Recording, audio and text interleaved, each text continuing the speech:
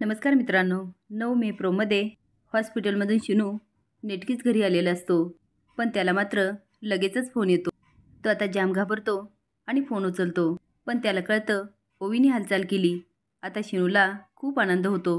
तो सगळ्यांना आनंदात सांगत असतो, पण लाली आणि चारूचा खूप मूड जातो. यामुळे चारूला खूप राग येतो.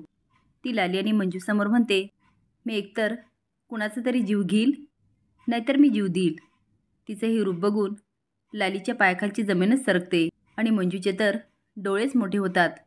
चारू म्हणते, पण मी जिवंत असेपर्यंत श्रीनूला दुसऱ्या कुणाचाच होऊ देणार नाही. आता मंजू शॉकून बघायला लागते, पण लालीच्या मनासारखं झालेलं असतं. ती मनात म्हणते, कुणी पण मरू दे, मला काय फरक पडणार आहे. एक तर चारू मारणार किंवा ओवी. निशी घरी येत असते आणि शिरूनू घाईघाईत चाललेला असतो. निशी आवाज देते, शिनू. तो थांबतो. ती पटकन जाते आणि घाबरून म्हणते, अरे कुठे चाललास. तो स्माईल करत म्हणतो, मी हॉस्पिटलमध्ये चाललो. हसत म्हणतो, चल मी जाऊन येतो. निशी म्हणते, शिरूनू तू हॉस्पिटलमधून आत्ताच आलास ना, तू थांब ना. शिनू म्हणतो, निशी अगं ओवी जेव्हा डोळे उघडेल ना, तिची नजर सगळ्यात आधी मला शोधेल, तेव्हा मला तिच्यासमोर असायला हवं ना. तो आनंदात बघून निशीला खूप बरं वाटतं. तो म्हणतो, निशी मला जायला हवं आणि पळायला लागतो. निशी स्माईल करत असते, पण तुम्हाला काय वाटतं, ओवी शिनूला खरंच ओळखेल का?